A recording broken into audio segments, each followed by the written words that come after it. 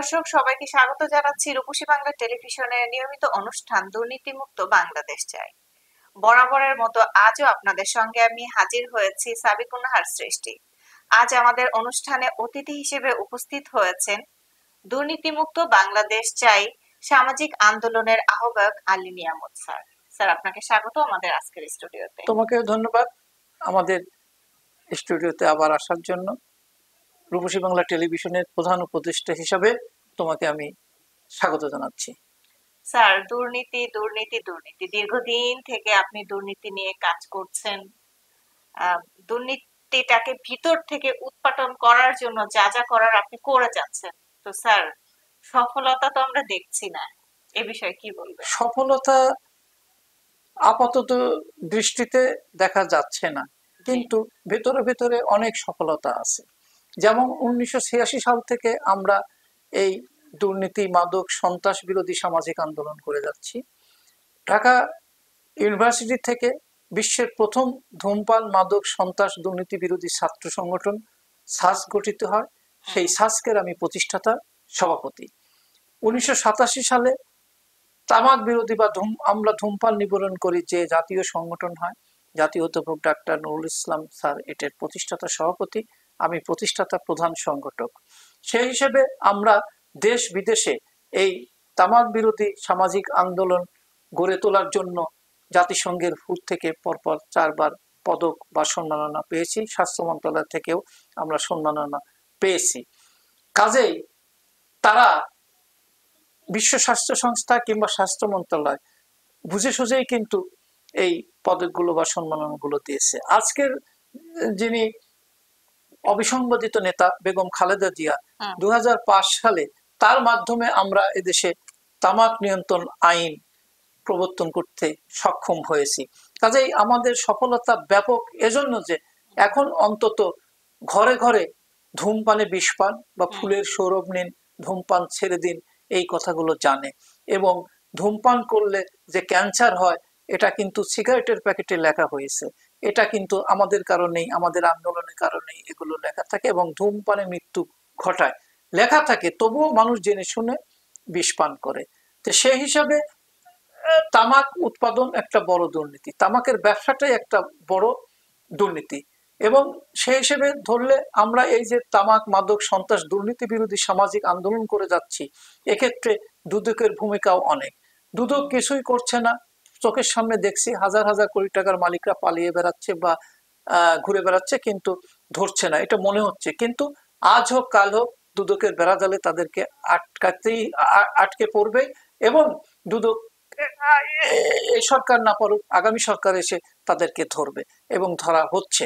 আমি সব সময় প্রস্তাবনা দিয়ে থাকি, আমি দুদকের দুর্নীতি প্রতিরোধ কমিটির সহসভাপতি।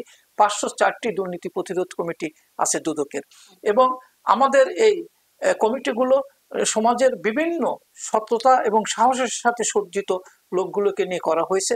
এবং এই কমিটিতে যারা সদস্য হয় তাদেরকে এসবি, ডিবি এর থেকে পরীক্ষিতভাবে করে তারা কোনো রাজনৈতিক দলের সাথে আছে কিনা, আমি যেরকম কোনো রাজনৈতিক দলের সাথে নাই বলেই কিন্তু দুদকের দুর্নীতি প্রতিরোধ কমিটির সহসভাপতি হতে পেরেছি। সেরকম এই যে নিরপেক্ষ মানুষগুলোকে নিয়ে, তবে এটা বলবো না যে দুদকে দুর্নীতি হয় না, দুদকের ভিতরে তো দুর্নীতি হয়, আমাদের ভিতরে তো দুর্নীতি হয়, কিন্তু সেগুলোকে চিহ্নিত করে জাতির সামনে হাজির করাটাই হলো একটা বড় চ্যালেঞ্জের বিষয়। আজকে আমরা কি দেখলাম, হাজার হাজার দুর্নীতিবাজরা পালিয়ে গেল। এই হাজার হাজার দুর্নীতিবাজদের অর্থ এবং সম্পদ উদ্ধার করলে কিন্তু আমাদের কয়েক বছরের বাজেট হয়ে যায়। এবং আমি প্রথমেই, আপনি নিজেও সাক্ষী আছেন, জাতীয় প্রেস ক্লাবে আমি ডক্টর ইউনূসকে উদ্দেশ্য করে বলেছিলাম যে আপনি এই মধ্যবর্তী সরকার বা অন্তর্বর্তী সরকার ভেঙে আপনি জাতীয় সরকার করেন এবং এই দুর্নীতিবাজদের অর্থ এবং সম্পদ উদ্ধার করুন দেশে বিদেশে, তাহলে আমাদের আর্থিক সংকট অনেকটাই কমে যাবে। সরকারি কর্মজীবীদের অধিকাংশই দুর্নীতিবাজ, তাদের প্রত্যেকে পিয়ন থেকে শুরু করে সচিব থেকে শুরু করে আইজিপি, পুলিশ থেকে শুরু করে সবাই কোটি কোটি কোটি কোটি টাকার সম্পদ গড়েছে।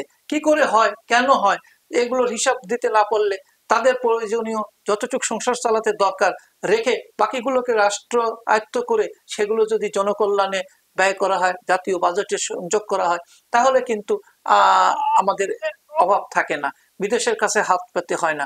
বিপ্লব কেন হলো? দুর্নীতি করছে বলেই তো বিগত সরকার গুলোকে উৎখাত করা হয়েছে। হাসিনার সরকার মন্ত্রী, এমপি, নেতা, নেত্রী সহ পালিয়ে গেছে, কিন্তু তাদের সম্পদগুলো তো এখনো রাষ্ট্র উদ্ধার করতে পারেনি। সম্পদ বলতে আমি বলবো দুর্নীতির মাধ্যমে যে সম্পদগুলো দেশে বিদেশে করছে। এক একজন মন্ত্রী, এমপি শোনা যায় যে বিদেশে 200-300 করে বাড়ি আছে, এক একটা বাড়ির দাম কত বিদেশে, সে টাকা তাদেরকে ধরা খুবই সহজ। এবং সেই রকম একজন একটা বিপ্লবী সরকার দরকার, যে বিপ্লবী সরকারের মাধ্যমে সেটা আজ হোক কাল হোক, আমার মনে হয় এই বিপ্লবী সরকার আসবে। আপনি জানেন আমি সবসময় বলে থাকি দিন আসবেই, দিন বদলের বদলা নিতে বদ সকলের। আমরা বদ সকলের বদলাও নিতে পারছি না। দিনের পরিবর্তন হয়েছে, আগস্ট বিপ্লব বা জুলাই বিপ্লবে পরিবর্তন হয়েছে, কিন্তু বদলা তো নিতে পারছি না। সবচেয়ে বড় ব্যর্থতা আমাদের একটা বিপ্লবী সরকার আমরা গঠন করতে পারিনি। জুলাইয়ের যে গণ অভ্যুত্থান, নতুন সরকার, তাদের কাছ থেকে স্যার আমরা কিছু আশা করেছিলাম, কিন্তু আমরা আজ আশা হতো অনেকের মুখ থেকে এটাই পাচ্ছি। যে সরকারি বিগত আমলে চলে গিয়েছে, সবাই নিজেদের আধিপত্যটা বিস্তার করতে চেয়েছিল, এবং বর্তমানে যারা আছে আমরা নতুন কিছু এদের কাছে আশা করেছিলাম, এরাও ঠিক একই পথে হাঁটছে। কি বলবেন স্যার এই বিষয়ে? একই পথে হাঁটছে, সবাই হাঁটছে বলা যাবে না। এদের মধ্যে আমি সেদিন একটা বড় অনুষ্ঠানে বলেছি, এদের মধ্যে অনেকে দুর্নীতিবাজ চিহ্নিত হচ্ছে বা দুর্নীতির কথা শোনা যাচ্ছে বলেই তারা কিন্তু রাজনৈতিক দল হিসেবে দাঁড়াতে পারছে না। কাজেই যে যতটুকু পাপ করুক, গোপনেই করুক, শাস্তি তাদেরকে প্রকাশ্যেই পেতে হবে। এদের মধ্যে থেকে অনেকে বেরিয়ে গেছে, এদের মধ্যে থেকে অনেকে প্রতি বিপ্লবী হচ্ছে।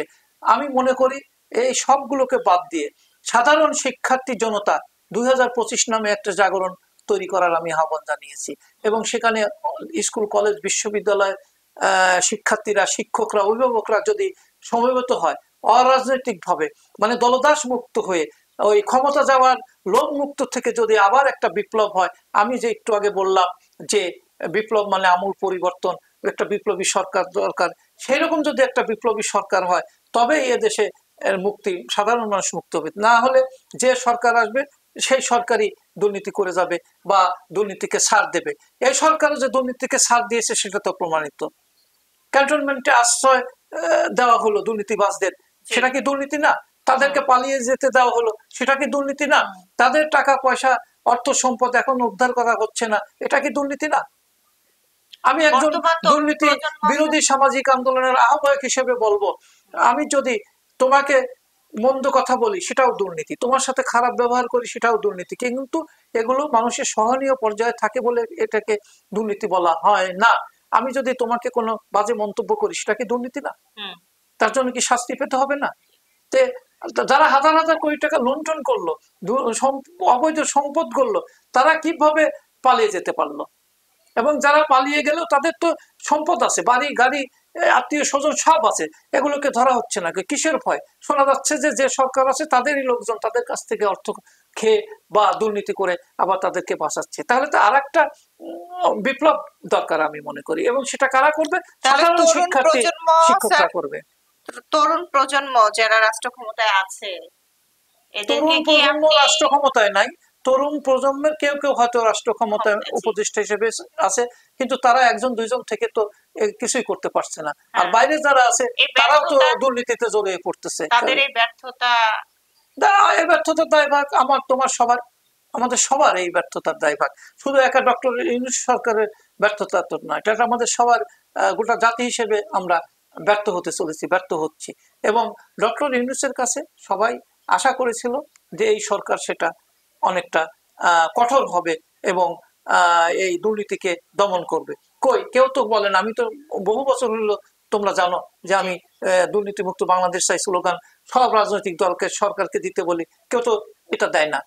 জনসভায় হোক, বক্তৃতাতে হোক, সবাই তো এই স্লোগানটা দিতে পারে, দুর্নীতিমুক্ত বাংলাদেশ চাই, কেউ দেয় না। কেননা ভিতরে ভিতরে সবাই দুর্নীতিকে লালন করে বা নিজেই দুর্নীতিবাজ, যে কারণে তারা এই দুর্নীতি বিরোধী সামাজিক আন্দোলনের সাথে সম্পৃক্ত করতে চায় না বা চাইলেও পারে না।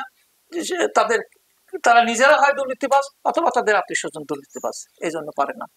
কাজেই আমি মনে করি সাধারণ শিক্ষার্থী যে 5 কোটি 6 কোটি শিক্ষার্থী আছে, আমি যেরকম বলি দেশের 5 কোটি শিক্ষার্থী তরুণ জাগবে, সব দুর্নীতিবাজ অপশক্তির দল ভাগবে।